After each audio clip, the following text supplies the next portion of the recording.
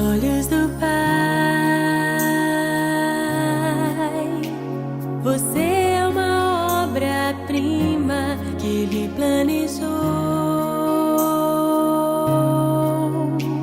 Com suas próprias mãos pintou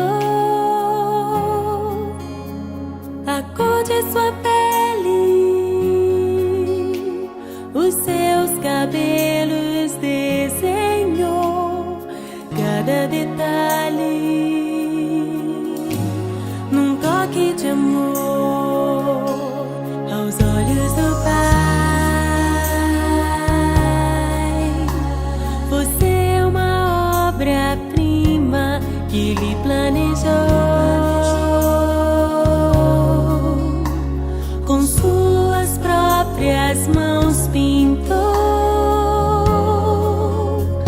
a cor de sua pele, os seus cabelos desenhou, cada detalhe